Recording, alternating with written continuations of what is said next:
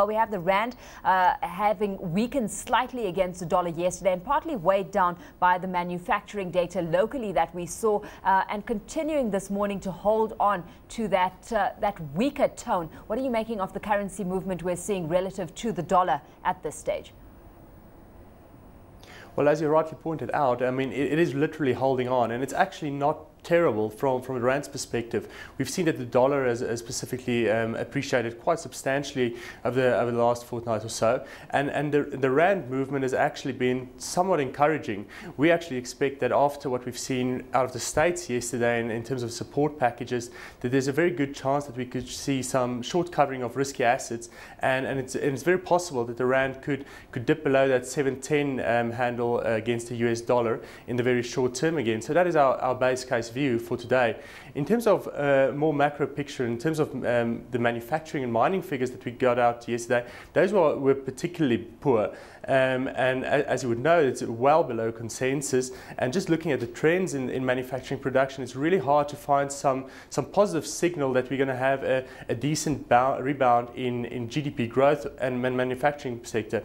What you have to keep in mind, obviously, is the fact that these figures have been weighed down by strike activity in July. But in addition to that, there does seem to be increased softness in addition to the strike activity. And this does paint a rather bleak picture for manufacturing sector, but also for mining sector. Mining production also declined quite sharply on an annual basis. And despite the fact that mineral sales continue to be inflated by high commodity prices, the underlying activity in the market is clearly waning.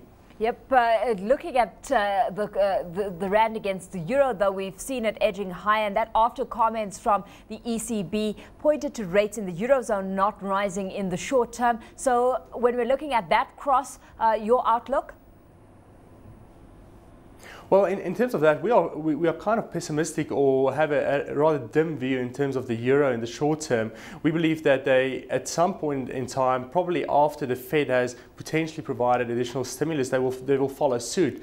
And on that front, we actually believe that there's still some downside risk for the euro in particular, and hence on that cross, we definitely see some potential gains for the rand going forward. When we're looking at rand and some of the support factors that have come to bear, we've got to take into consideration the kind of inflows we've seen from the market in terms of foreigners investing. And when it comes to equities, they've been selling aggressively this year, but on the bond side, we've seen steady inflows filtering through. So how are you ranking that as a support factor for the rand?